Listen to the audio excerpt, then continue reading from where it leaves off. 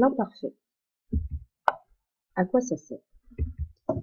L'imparfait est un temps du passé qui sert à raconter ce qui est arrivé autrefois, hier, l'an dernier. On l'utilise plus souvent pour décrire une scène, un paysage ou encore un personnage. Comment se forme l'imparfait?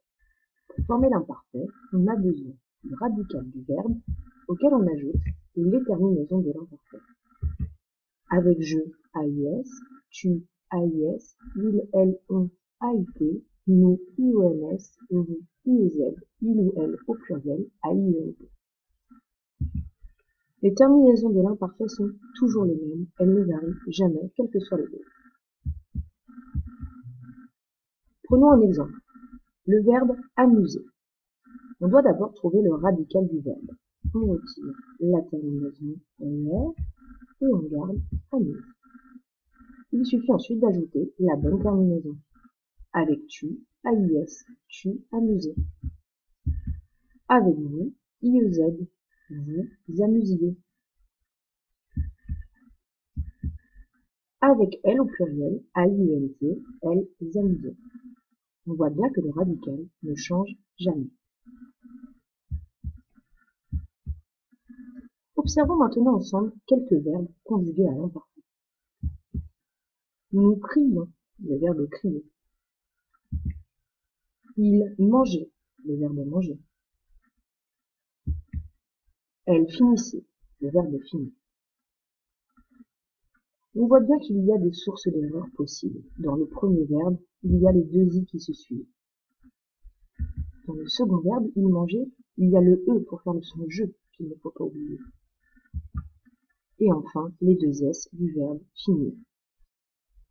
Pour éviter toutes ces sources d'erreur avec l'imparfait, il faut veiller à bien trouver le radical. Et pour cela, j'ai une astuce à vous montrer.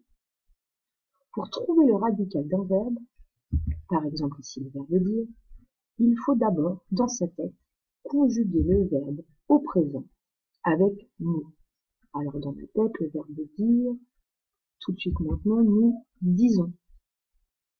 Il suffit ensuite de retirer ONS, la marque du prénom, et alors il nous reste DIS. DIS sera donc le radical du verbe dire pour l'imparfait. Je disais, tu disais, il, elle, on disait, nous disions, vous disiez, il ou elle disait au pluriel. Prenons un autre exemple. Le verbe voir. Donc dans ma tête, je conjugue le verbe au présent avec nous. Tout de suite, maintenant, nous voyons. Je retire ONS. Il me reste voile, V-O-Y.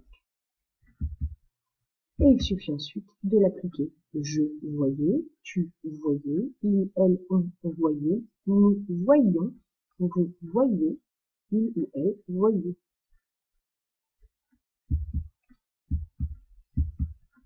Alors pour bien écrire un verbe à l'imparfait, il faut surtout bien trouver le radical en trouvant l'astuce. C'est là la plus grande source d'erreur. Et enfin, il faut connaître les terminaisons de l'imparfait.